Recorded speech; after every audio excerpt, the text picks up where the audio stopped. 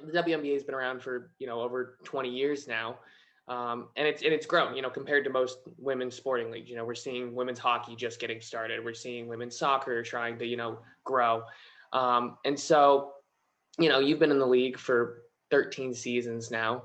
How have you seen the WNBA grow from year one to where it is now? Wow, it's grown a lot. Um, whether it's the pace of the game, well, it's always been pretty fast, but now it's getting even quicker.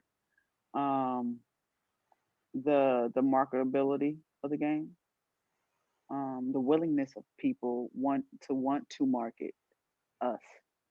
All right, you have a league that's predominantly black women.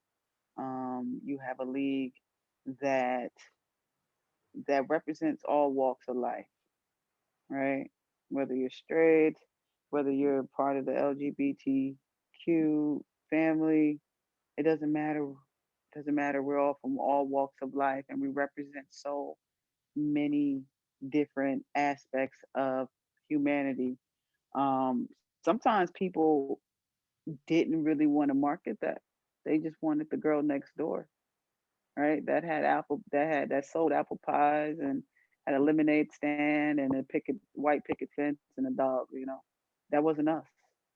And after many years of trying to fit within that framework, um, I saw us finally stand up for who we are and stand up as we are. You know, um, and and didn't care whether we were accepted for it or not. I felt like we finally took that stand, and look what's come of it. It might have taken a few years for people to kind of catch on and and see what we were doing and really just accept us for who we are. But at the end of the day, it, it happened, and it happened because we finally just said, "Look, enough is enough. We're not the girl next door, but we are the girl next door, right?" Um, your girl next door may not be a professional athlete. That's the whole thing, right? So why do you keep trying to put us, you know, trying to pigeonhole us and put us in this box? This is not who we are. You should allow everyone to express who they are, because ultimately we are a reflection of society. You know, whether you come from an affluent family, whether you come from the slums, or it doesn't really matter where you come from. We represent everything and all of that. And now these companies are starting to understand that. Wow, it's people that look like them that are buying our product. Yeah. So why not show them that we support people that look like them? If if their dollar is good enough for us, why aren't they good enough for us? All right. So, that in itself, that's one way the game has changed. The league has grown.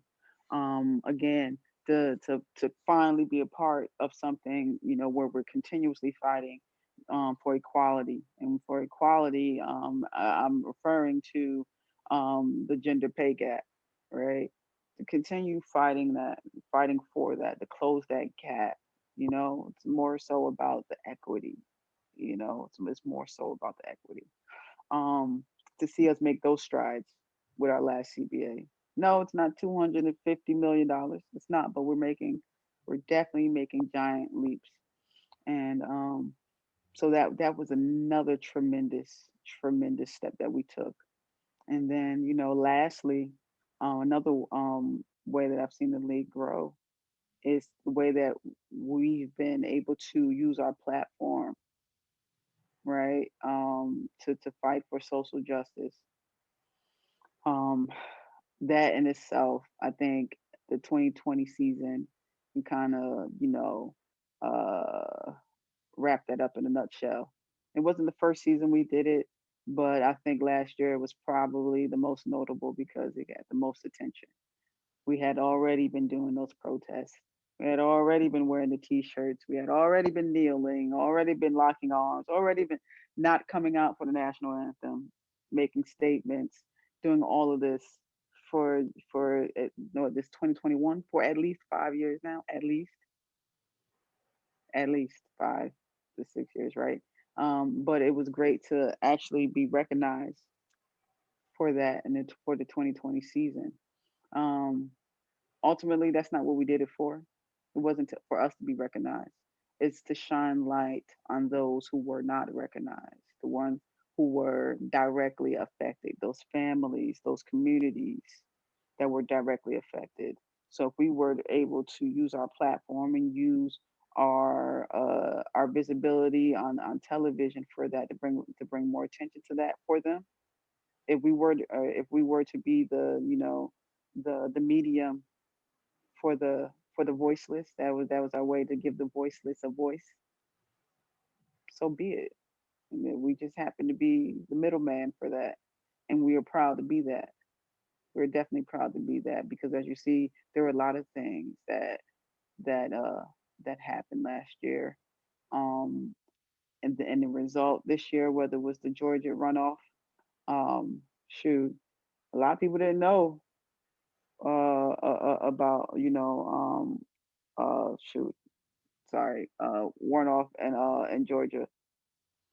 But then by the time it came around for the runoff, it was like, oh, okay, all right, we rolling with it. We know, we understand. Okay, this is what we're doing. Rally the troops together. Rally the troops together. And then you were able to see, the great outcome in Georgia. Of course, it was a small step, but it's a great step. So to be part of something like that. And it doesn't stop there. Just because we're in 2021 and we think that the hell year is over, we know that's not. It's a continuous fight. So I'm glad that everyone is able to see that as long as you come together, you unify and you use your voice together to create one strong, powerful voice, that you will be heard. But the point is, that you have to unify and you have to come together, um, despite what the naysayers may say. You're gonna get those trolls, right? You're gonna get those. But as a league, we came together, and we'll continue to come together. So it was those four aspects. Those were definitely four different ways that I've seen the league grow from the moment I stepped foot in the league until now, and it will only continue to grow, on an amazing trajectory.